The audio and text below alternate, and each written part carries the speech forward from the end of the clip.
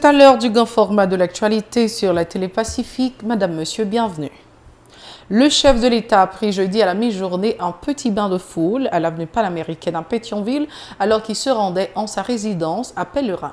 Nette amélioration jeudi pour la troisième journée consécutive au niveau de la situation globale dans la zone métropolitaine de Port-au-Prince.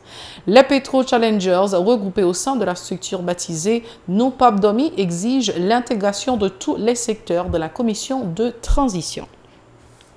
5 décès et une vingtaine de blessés par balle sont recensés par la police lors des dernières manifestations antigouvernementales dans le pays, a indiqué l'inspection générale de la PNH. L'Union européenne a une nouvelle représentante en Haïti. Sylvie Tabès a été invitée le 3 octobre au Palais national par le président de la République. Dans l'international, le président du Honduras, Juan Orlando Hernández, a reçu des millions de dollars de pots de vin de narcotrafic selon un procureur fédéral new-yorkais à l'ouverture du procès pour trafic de drogue d'un des frères du dirigeant. La contestation enfle en Irak où 9 morts sont recensés en 24 heures. Restez branchés, les détails c'est tout de suite.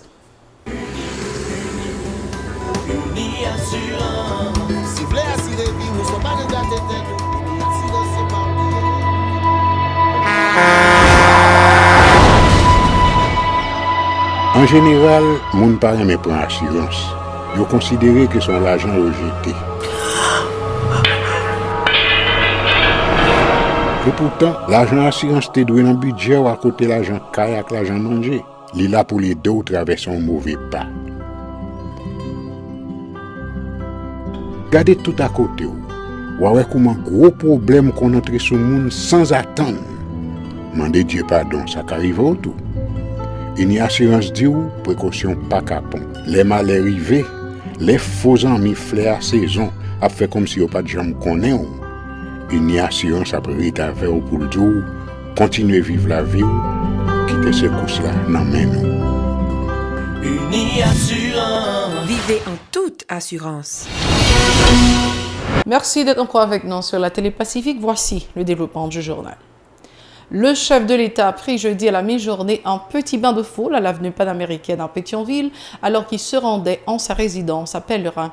Le cortège présidentiel s'est arrêté à proximité de la succursale de la Banque nationale de crédit, BNC, et Jovenel Moïse est descendu de son véhicule pour saluer des petits détaillants et détaillantes qui menaient leurs activités sur les lieux. Sachez aussi que l'Union européenne a une nouvelle représentante en Haïti. Sylvie Tabès a été reçue le 3 octobre au Palais national par le président de la République. C'est le signe du raffermissement des relations entre Haïti et l'UE, a indiqué Jovenel Moïse dans un tweet. Une nette amélioration a été constatée jeudi pour la troisième journée consécutive au niveau de la situation globale dans la zone métropolitaine de Port-au-Prince. Les activités commerciales ont repris, le transport en commun fonctionne à plein régime ou presque. À Tabar, Delma, Pétionville, Carrefour et le centre-ville de Port-au-Prince, un calme plat a toujours régné à la mi-journée du 3 octobre. Toutefois, les portes des établissements scolaires sont restées fermées pour la troisième semaine consécutive en raison des incertitudes liées à la conjoncture aggravée par les manifestants anti-gouvernementaux. Les Petro Challengers, regroupés au sein de la structure baptisée Non Pape Domi, appellent à l'intégration de tous les secteurs de la commission de transition. Lors d'une conférence de presse jeudi, ces militants ont prévenu qu'aucune décision prise en aparté ne contribuera à la résolution de la crise. Écoutons le Petro Challengers Salvatore Saint-Victor au micro de Shirley Murat et Jose François. Haïtiens qui doivent une solution au problème haïtien à faire face là. Ça veut dire corps groupe OEA, FMI, Union européenne, ONU doit être dans un rôle observateur et puis supporter ça haïtien décider. C'est environ 200 années nous gagnons, n'a fait exercice vivre ensemble. Il est normal pour nous perdre dans route, hésiter, il est normal pour nous batailler une avec l'autre, mais n'a privé. Ça veut dire tout. C'est pour tout acteur local qui pas impliqué dans dilapider les ressources pays prendre une responsabilité devant la nation. Peuple n'a pas levé camper pour ces étrangers à rester avec étrangers corrompus à tout fait qui viennent profiter. Toute initiative acteur national apprend doit refléter des demandes société qui veulent nous couper fâcher avec pratique politique traditionnelle. Ça veut dire que doit faire une transparence, participation avec respect principe éthique républicain et démocratique. Joignons un accord, nous mettons tout acteur dans la vie nationale là pour monter un cahier de doléances qui a servi 4 actions pour résoudre le problème 6-7 juillet qui t'a posé problème justice sociale là, avec 24 d'août qui t'a posé problème corruption et impunité que la société a posé depuis déclenchement de bataille contre le budget 2017-2018. Nous pas dormir un document 4R qui est très avancé sur question de transition. C'est un document public. Il paraît pour le mettre comme matériau pour toute discussion politique faite. De son côté, Vélina Élisée Charlier dénonce les brutalités policières dont sont victimes des citoyens lors des dernières manifestations antigouvernementales dans plusieurs régions du pays. Elle souligne que la mission des agents de l'ordre consiste particulièrement à assurer la sécurité des gens. Ces propos recueillis par Cherline Murat et Joseph François. Situation n'a vive là, pas en l'oreille calé. Les résultats y ont ensemble décision, moun qui dans l'état apprend depuis quelque temps contre la vie majorité moun qui vivent dans le pays. L'État n'a pas choisi la population comme interlocuteur. Il seulement utilisé en fonction des besoins de grands patrons li gagne ici coulotte bodlo. Qui joue comprendre on l'État qui nourrit corruption, contrebande, inégalité sociale, gen tenta pour monter gaz sous prétexte livrer réduit déficit. Insurrection qui dans tout pays c'est résultat direct politique mi-haut mi-bas contre majorité. J'en ai toujours dit, politique exclusion, corruption et impunité, pas ta jambe kabay aucun autre résultat. C'est chaque jour nous a mourir la cause problème l'hôpital. Pourtant, officiel nous yo jisal prend soin Miami au Saint-Domingue. C'est qualité action ça yo qui rend la population en colère. C'est résultat violence ça qui exprime dans voix citoyen femme ça qui a demandé chavirer chaudière. 5 décès et une vingtaine de blessés par balle, tel est le bilan des dernières manifestations antigouvernementales dans le pays, selon la police nationale. S'exprimant lors d'une conférence de presse jeudi, le porte-parole adjoint de l'inspection générale de la PNH, Jean-Claude Benjamin, a indiqué que des mesures disciplinaires ont été adoptées contre 5 agents en raison de leurs agissements lors de ces journées de protestation. Écoutons-le au micro de Mario Sylvain et Rigueur Noël. Pour le département de l'Ouest, l'IGPN a recensé 2 morts par balle et 5 blessés par balle. Dans 2 morts, il y a un c'est Carrefour, il y a un c'est Gantier. Il y a 4 policiers qui sont en mesure conservatoire Carrefour et pour Gantier, nous avons un policier qui est en isolement. Nous avons Nord-Ouest, il y a un mort par balle et nous avons 2 blessés par balle. Nous avons un Artibonite, ça c'est dans Saint-Marc. Nous n'avons pas gagné mort par balle, mais nous avons 4 blessés par balle et nous avons 13 blessés par Gélubière, département centre. Mais nous avons 2 blessés par balle et nous avons appelé que c'est 2 policiers qui sont blessés par balle dans 1000 balais et nous avons 1 policier qui est blessé par Gélubière. 1000 balais, c'est pour dire que certains ont infiltré la manifestation et ils ont attaqué le commissariat de Balais. Dans le sud, l'IGPN a recensé un mort par balle, qui est recensé tout, un blessé par balle. Nous sommes dans le sud-est, spécifiquement Marigot, nous avons un mort par balle et nous avons 5 blessés par balle. Dans la tendance, on ne parle pas recensé mort par balle, mais nous recensons un blessé par balle et nous recensons 3 blessés par arme blanche. Nous avons gagné une équipe d'enquête qui était transportée dans l'hôpital Bernameuse.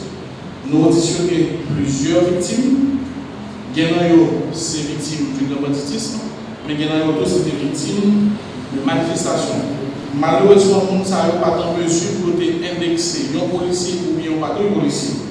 Ça qui mettait l'enquête là un petit cas difficile, mais l'IGPN a dégagé pour connaître, pour identifier les gens qui t'a fait Par ailleurs, le commissaire divisionnaire Jean-Claude Benjamin invite toutes les victimes de brutalité policière à porter plainte à l'IGPNH. Ces propos toujours au micro de Mario Sylvain et Rigueur Noël. On a profité faire la population connaître qu'il faut prendre des précautions, il faut être véatif, parce que ce n'est pas toute machine qui est mon armée là-dedans, qui c'est policier, malheureusement. Et deux dotations et 15 s'il vous plaît, nous devons faire comprendre que c'était deux dotations sans plaque. Donc, pas rien, vraiment, en fait, il est difficile pour nous d'identifier. Il y a également d'autres allégations d'usage d'armes à feu. Par exemple, vous pointez un patrouille d'eau, un pont rouge, vous pointez un patrouille Boyd qui t'a fait un mort à balle, mais malheureusement, l'IGPNH n'est pas capable, et pourquoi monsieur vous fait le bien sous lit, puisque le cadavre a été déplacé, donc nous avons fait pour le bien sous casse. Il y a également 36 personnes qui étaient victimes dans le corridor bassin qui étaient blessés, mais nous pouvons mesure vraiment pour nous faire lumière sur l'eau. Raison en pile dans le cas, pas de personne qui porte plainte, ni dans la police, ni bon côté commissaire du gouvernement. Nous avons profité de lancer appel, tout le monde qui est victime dans ce sens, nous toujours dit, l'inspection générale est ouverte, est disponible. Pour prendre toute doléance, toute plainte, et c'est devoir nous pour faire lumière autour de dossier ça. Donc tout le monde, généralement quelqu'un qui constate qu'il y a un bagage qui a passé qui t'a intéressé l'inspection générale, donc nous pensons que nous l'ouvrons pour porter plainte pour capable de faire lumière sur ça. C'est le temps de passer au journal international, restez branchés. Merci d'être encore avec nous. Maintenant, nous sommes à l'étranger. L'actuel président du Honduras, Juan Orlando Hernández, a touché des millions de dollars de pots de vin de narcotrafic, y compris de l'ex-chef de cartel mexicain El Chapo, a affirmé mercredi un procureur fédéral new-yorkais à l'ouverture du procès pour trafic de drogue d'un des frères du dirigeant. L'accusé était protégé par l'actuel président du Honduras qui a reçu des millions de dollars de pots de vin de narcotrafic, dont Joaquim Guzman, El Chapo, a déclaré le procureur dans sa plaidoirie d'ouverture. El Chapo a personnellement remis $1 million à l'accusé pour son frère, a ajouté l'assistant du procureur Jason Richman au premier jour du procès de Juan Antonio Tony Hernandez Alvaro. Des accusations fausses à 100% absurdes et ridicules, a réagi le président hondurien sur Twitter. C'est encore moins sérieux qu'Alice au pays des merveilles. Forces de l'ordre et manifestants se faisaient face dans la nuit dans le centre de Bagdad où un couvre-feu a été et jusqu'à nouvel ordre, après 2 journées de contestation qui ont fait 9 morts en Irak. La capitale irakienne, la deuxième la plus peuplée du monde arabe, se réveillera jeudi sous haute tension. Un couvre-feu interdit tout mouvement de véhicules ou de personnes. La journée a été déclarée chômée pour les fonctionnaires et le turbulent leader chiite Moqtada Sadr a appelé ses très nombreux partisans à rejoindre les manifestants pour des sittings pacifiques.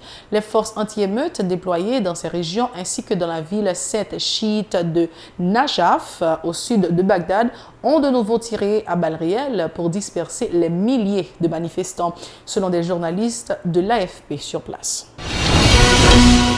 N'oubliez pas de nous suivre sur les réseaux sociaux, Facebook, Twitter, Instagram, YouTube et radiotélépacifique.com. Suivez-nous également sur les bouquets Canal+, chaîne 182, New TV Télé Haïti, chaîne 54 et puis à Bahamas-Nassau sur Cable, Bahamas, chaîne 384. C'est la toute fin de ce journal. Merci de l'avoir suivi avec nous. Restez branchés à la Télé Pacifique. Au revoir et à la prochaine.